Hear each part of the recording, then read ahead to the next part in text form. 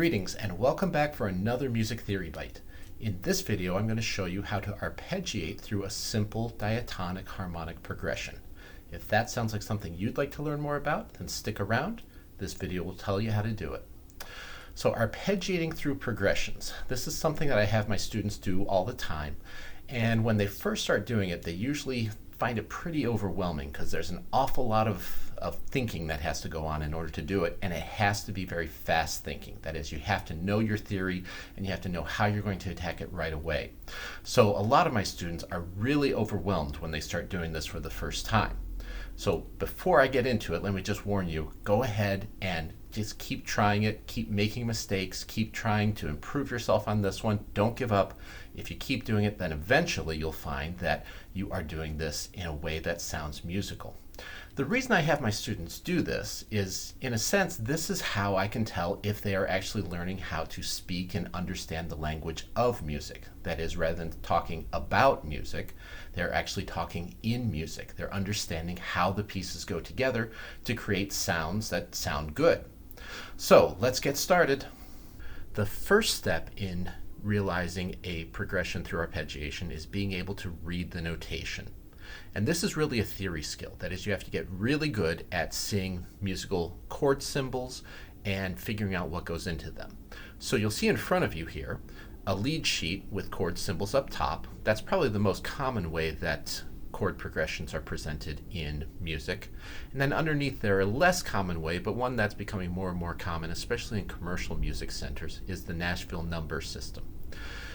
Both of these progressions that you see in front of you are identical. That is, the B flat to E flat to C minor that you see on the lead sheet is simply written in a different language using the Nashville number system, with the 1 indicating in the key B flat major, sing a tonic chord, the 4 meaning sing a subdominant chord, which is an E flat chord, the 2 minus meaning do a minor triad built on the second scale degree, which is a C minor chord, and so on and so forth. I have videos on interpreting lead sheets, and I will soon have a video on interpreting Nashville number charts, so make sure you look at those when you have a chance, just to get used to the language. Until you can actually read this fluently, arpeggiating through it's going to be a real challenge. So once you have read the notation, the next thing is you have to interpret the notation, and that is also a big challenge. So when you take a look at those chord symbols, the next thing you have to do is you have to figure out what they actually mean. And there's several different ways that you can interpret them. So first, you can take a look at them and can say, well, these are the Roman numerals, which show me the chord function and the chord root. So in this case, I have a 1 to a 4 to a 2 to a 5, 7. The second way is to think about it in terms of harmonic function. Remember, we have 3 harmonic functions: tonics, predominance, and dominance. I have a video about harmonic functions, so if you're not sure about any of this, go back and check out that video, then come back to this one. And this will help me if I'm doing some improvisation. It will help me to realize what scale degrees are good sounding scale degrees on each of these chords. Of course, if you're going to do some improvisation over this, you want to check out my video on basic improvisation techniques, where I talk about using the harmonic functions and moving between chord tones into there. So again, check out that video. Now, the other thing that I have to do, and this is where students tend to get really overwhelmed, is I have to be able to take a look at those chord symbols and immediately know what scale degrees go into each of those chords. So in a B flat chord in the key of B flat major, that's scale degrees 1, 3, and 5. An E flat chord in the key of B flat major, scale degrees 4, 6, and 1, so on and so forth. You see I have those all figured out for you underneath there. And then if I'm an instrumentalist, I have to take the additional step of figuring out what letter names, what note names each of those scale degrees represent, and then I can go ahead and I can figure out what I'm going to do with those scale degrees, with what I'm going to do with that information as I start my arpeggiation and eventually improvisation. Now you'll notice also that I've spelled all these chords, the scale degrees and the letter names that go into them, from root up through third, up through fifth, and in the case of my dominant sevenths, the seventh also. And this is the way that most students are taught to spell chords in their theory classes. You spell the root, you put thirds on top of it until you finish out the chord. But that's not the way real music actually works. That is, if I were to try to do this singing 135, 461, 246, it wouldn't sound like real music. So I need to do another step or two before I actually start arpeggiating this progression. That next step is interpreting the chord root motions and then taking that information and turning it into voice leading information. So for example, I take a look at my chord progression and I'll see that I have a 1 chord moving to a 4 chord, which is root motion of up by 4th.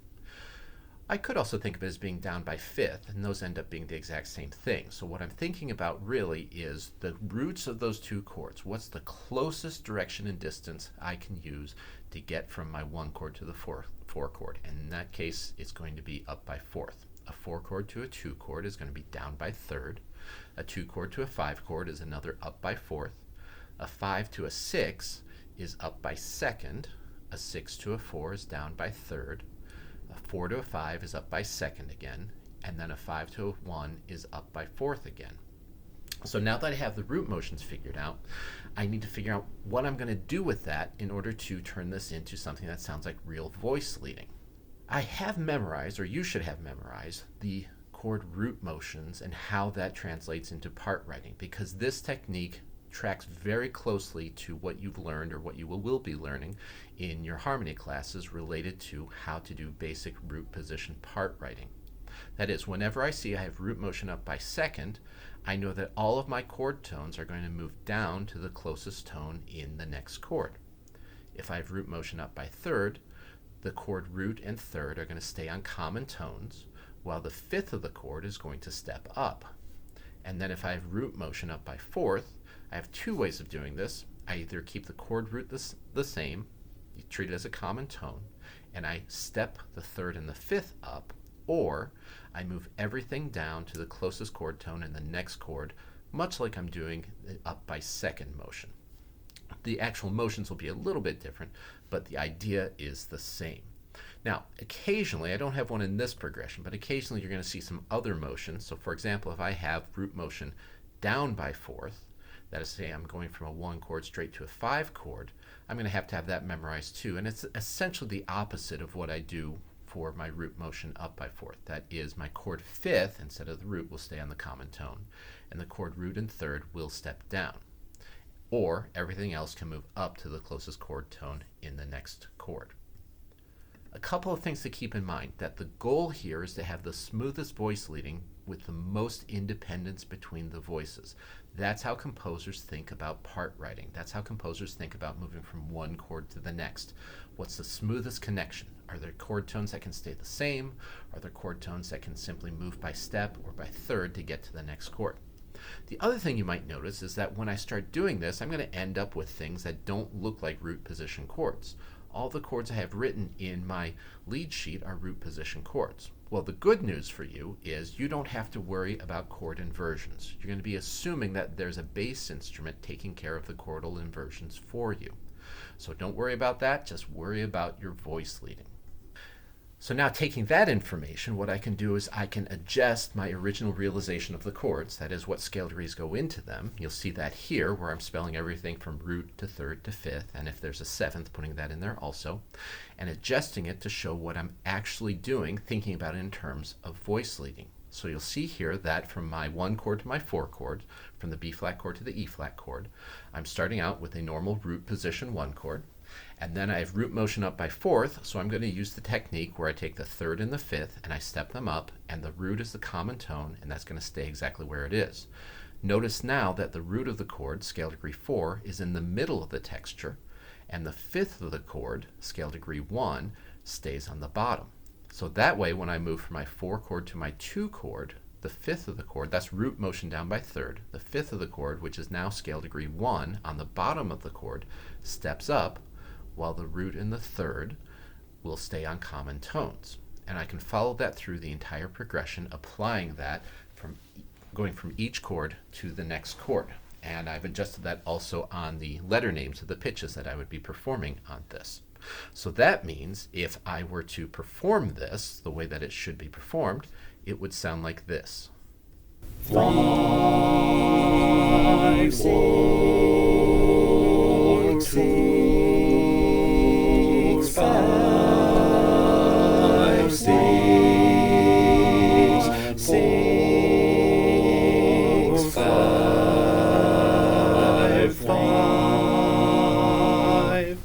Now that works well if I have friends with me trying to realize this progression, and it also works well if I've been cloned and there are 3 other me's here trying to make the progression work, or if I could sing multiple notes at one time. But I can only make one note come out of my voice at a time, so I'm going to have to do this through arpeggiation, that is moving from one chord tone to the next chord tone to the next chord tone.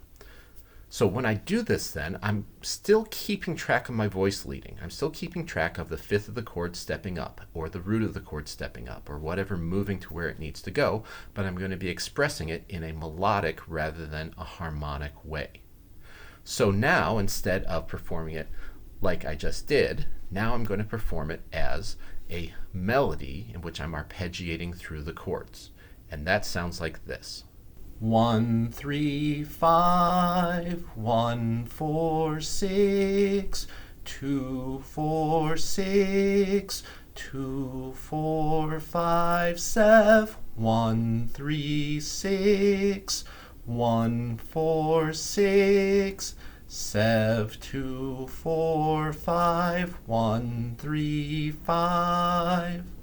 Now, in order to make it sound even more musical, I'm listening to myself and I'm thinking I have some tendency tones that just beg to be resolved in particular ways that didn't sound like they were going to where they wanted to go. So now I'm going to re-perform it using my musical intuition to take those tendency tones, those leading tones and those chord 7ths, and make them go where they want to go. And it doesn't take much, just little adjustments, and you can use your musical intuition, use your ear that's telling you what sounds good to make it sound the right way. So I'm going to re-perform it now, this time paying attention to those tendency tones, paying attention to the voice leading, making everything go the way that I want it to go. One thing to keep in mind as you do this, there is no one single correct answer, one single correct way to do this. There are multiple ways to do it.